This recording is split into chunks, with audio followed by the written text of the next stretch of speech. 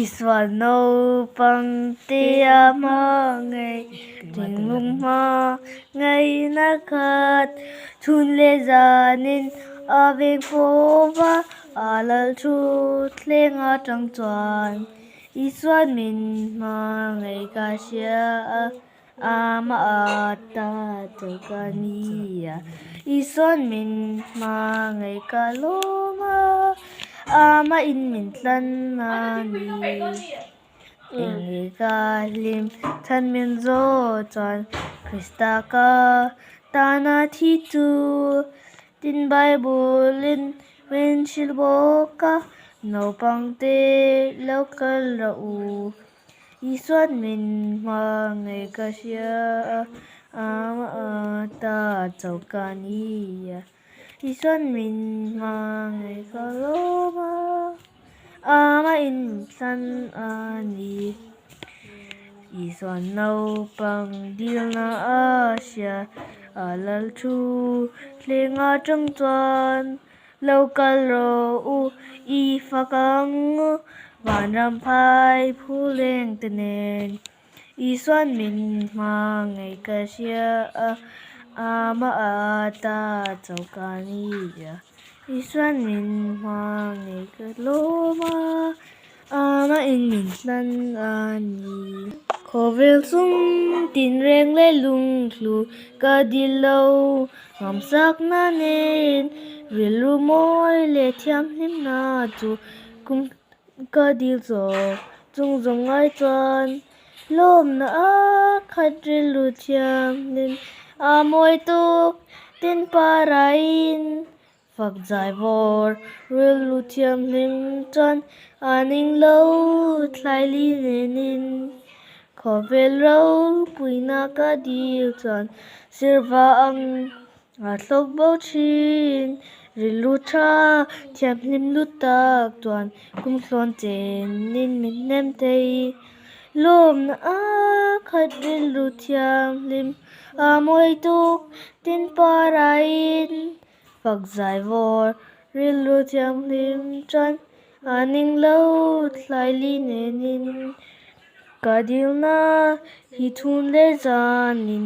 o thola fakla angin o pathian chamdam tu zara min pero ril ru thiam hlim lom na khat ril ru thiam hlim a moi tuk tin parain phak zai vor ril ru thiam hlim chuan aning lo thlai li nenin alo kalin alung moi lor turin lung moi zong zong lung man tam te ama ngay ata vana arsi te angin